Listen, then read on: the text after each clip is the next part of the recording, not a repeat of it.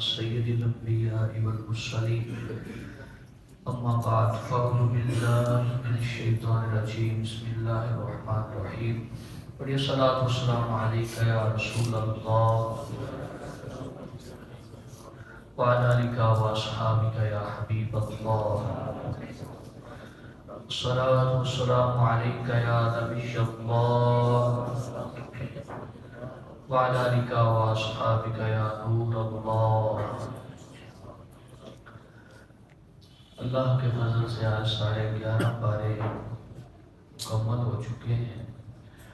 ہم سورہ یونس اور سورہ ہود کے بارے میں آج سنیں گے۔ سورہ یونس میں اللہ تبارک و تعالیٰ نے حضرت یونس علیہ السلام کی قوم کی توبہ کا واقعہ ذکر فرمایا ہے۔ ایمان میں ایک بنیادی چیز یہ شرط ہوتی ہے کہ بندہ بن دیکھے ایمان لائے۔ ایمان بالغیب شرط ہے۔ اللہ کو ہم نے دیکھا نہیں، مانتے ہیں۔ جنت اور دوزخ کو دیکھا نہیں، مانتے ہیں۔ موت کو دیکھا نہیں اور پہلے ایمان لائے۔ حضرت یونس علیہ السلام کی قوم وہ قوم ہے کہ جنہوں نے عذاب کو دیکھا پھر ایمان لائے۔ یہ واحد قوم ہے کہ عذاب دیکھنے کے بعد ایمان لائے اور اللہ نے ان کا ایمان قبول کر لیا، حضرت یونس علیہ السلام کی۔ اور جب بھی کسی قوم پہ اللہ کا عذاب آ گیا پھر وہ واپس نہیں ہوتا۔ عذاب آیا ہے، نشانیاں آ گئی تو اب عذاب آئے گا ہی۔ لیکن یونس علیہ السلام کی قوم وہ ہے کہ عذاب کے آثار آ چکے تھے، نشانیاں آ چکی تھیں، لیکن پھر بھی عذاب ٹال دیا گیا۔ حضرت یونس علیہ السلام آگے کہتے ہیں کہ اگر تم نہیں مانو گے تو تم پہ اللہ کا عذاب آ جائے گا۔ انہوں نے کہا کہ اگر حضرت یونس آج کی رات ہم میں گزارتے ہیں تو سمجھ لینا کہ عذاب نہیں آئے گا۔ اگر یہ نکل گئے بستی سے، اس بستی کا نام تھا نینوا اور اس شہر کا نام ہے موصل۔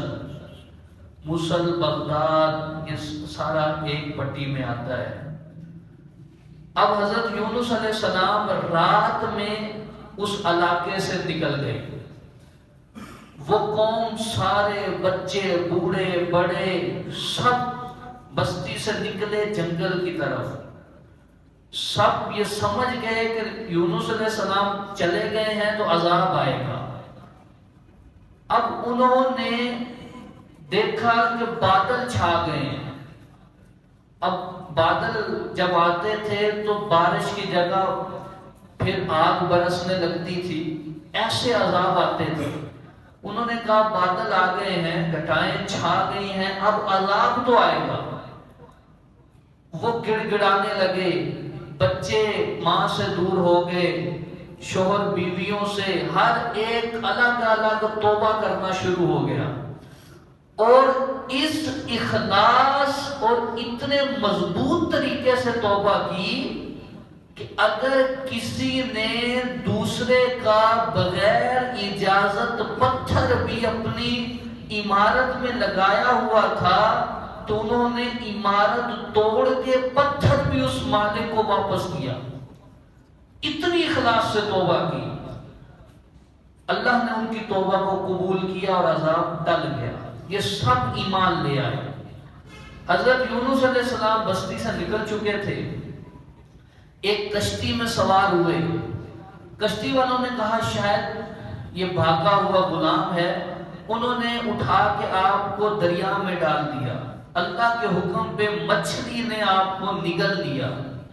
قرآن نے اس کو بھی بیان کیا ہے، ایک فرمایا یونس 3 اندھیروں میں تھے، ایک تو ویسے اندھیرا، ایک پانی کے اندر، پھر مچھلی کے پیٹ میں، اب حضرت یونس علیہ السلام نے وہاں یہ تسبیح پڑھنا شروع کی، لا الہ الا انت سبحانک انی کنت من الظالمین۔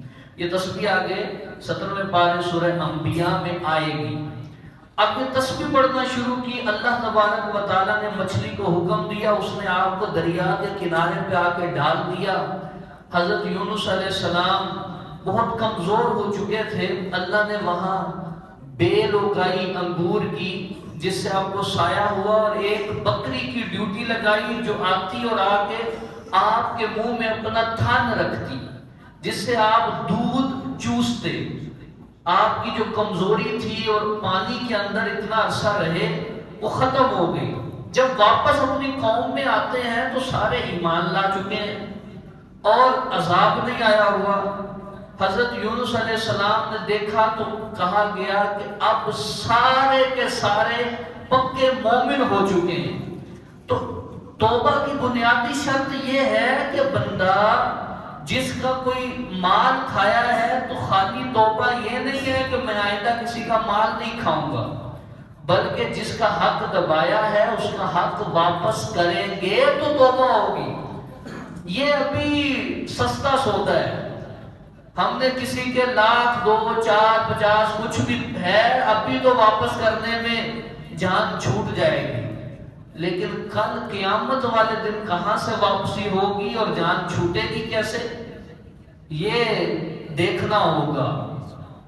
اس صورت میں بتایا گیا، فرمایا کہ اللہ تبارک و تعالیٰ جب کسی کھیتی کو اگاتا ہے، بارش آتی ہے، وہ دانا اگتا ہے، کھیتی بنتی ہے، ابھی اس کو کاٹا نہیں جاتا کہ اچانک اللہ کی طرف سے کوئی آزمائش آتی ہے، سیلاب آتا ہے، کوئی بجلی گرتی ہے اور وہ کھیتی تباہ ہو جاتی ہے۔ فرمایا یہی مثال انسان کی ہے کہ بچپن سے بڑا ہوتا ہے، جوانی کے عروج کو پہنچتا ہے، اچانک موت اسے اپنی لپیٹ میں لے لیتی ہے۔ فرمایا کھیتی سستے میں ہے کہ اس کا تو حساب نہیں ہوگا لیکن اس کا حساب ہوگا۔ یہ اس صورت میں مثال سے سمجھایا گیا۔ تو آج کا وقت ہے سچی توبہ کا۔ آگے سورہ ہود کا ذکر کیا۔ سورہ ہود، حضور سے عرض کی گئی یا رسول اللہ آپ بوڑھے ہو گئے ہیں۔ حضور کی 63 سال کی عمر تک بھی آپ کے 17 سے 22 تک بال سفید تھے داڑھی میں اور سر کے بال ملا کے۔ کسی نے کہا 17 بال، 18 بال، 19 بال، صحابہ نے مختلف بیان کیا، تو آخری 22 بال تک سفید تھے۔ کیسے عاشق تھے صحابہ کہ حضور کے سفید بالوں کی بھی گنتی رکھی ہوئی تھی، اتنے بال سفید تھے۔ عرض کیا یا رسول اللہ آپ بوڑھے ہو گئے؟ حضور نے فرمایا سورہ ہود، سورہ واقعہ، سورہ مرسلات اور سورہ نبا اور سورہ شمس جیسی سورتوں نے مجھے بوڑھا کر دیا ہے۔ وجہ کیا ہے؟ ان سورتوں میں بار بار عذاب کی آیتیں آئی ہیں۔ حضور اس فکر سے آپ کی داڑھی کے بال، سر کے بال سفید ہو گئے کہ میری امت ان کا کیا بنے گا۔ فکر امت سے حضور کی داڑھی کے بال، سر کے بال سفید ہو جاتے ہیں۔ فرمایا ان صورتوں نے مجھے بوڑھا کر دیا ہے، بال سفید ہو گئے۔ تو جو نبی جن کے صدقے میں سب کو بخشا جائے گا وہ عذاب کی آیتیں سنتے ہیں تو یوں اثر ہوتا ہے، اور ہم دیکھیں اپنے بارے میں کہ ہمارے اوپر کتنا اثر ہوتا ہے عذاب کی آیتیں۔ پھر اس میں ہود علیہ السلام کی قوم عاد کا ذکر کیا گیا۔ وہ اتنی طاقتور قوم تھی کہ بڑے سے بڑا پتھر بھی اٹھا کے ایک جگہ سے دوسری جگہ رکھ دیتی۔ اللہ کے نبی جا کے کہتے ہیں باز آ جاؤ، ایمان لے آؤ، لیکن وہ طاقت کے نشے میں تھے۔ اللہ کے نبی کو کہتے تھے کہ آپ تو مجنون ہیں، آپ تو عقل سے کام نہیں لیتے، آپ کیا بات کرتے ہیں؟ وہ اللہ کے نبی کو جھٹلاتے رہے۔ پھر اللہ نے تیز آندھی بھیجی اور ان کو صفحہ ہستی سے مٹا دیا گیا، اور یوں پڑے ہوئے تھے رستوں کے اوپر مردہ، جیسے کٹے ہوئے درخت پھینکے ہوئے ہوتے ہیں، اس طرح عذاب آیا۔ اس ایک ہی صورت میں سورہ ہود میں اللہ نے شعیب علیہ السلام کی قوم کا عذاب کا ذکر کیا، حضرت ابراہیم علیہ السلام کی قوم کا عذاب کا ذکر کیا، حضرت صالح علیہ السلام کی قوم کے عذاب کا ذکر کیا، حضرت لوط علیہ السلام کی قوم کے عذاب کا ذکر کیا۔ ایک ہی صورت میں بار بار عذابوں کا ذکر کیا ہے، اور بتایا گیا کہ نجات اسی کی ہے جو اللہ کی بارگاہ میں سچے دل اور ایمان کے ساتھ حاضر ہو جائے، اسی کی نجات ہوگی۔ تو یہ ہم لوگ ہیں کہ بار بار آیتوں کو سنتے ہیں، بار بار ان باتوں کو سنتے ہیں، لیکن توبہ کی طرف ہمارا دل مائل نہیں ہوتا۔ آج وقت ہے، پھر قبر میں ہوں گے، کل قیامت میں ہوں گے تو کیا بنے گی؟ تو ہمیں سچی توبہ کرنی چاہیے۔ اللہ پاک عمل کی توفیق عطا فرمائے۔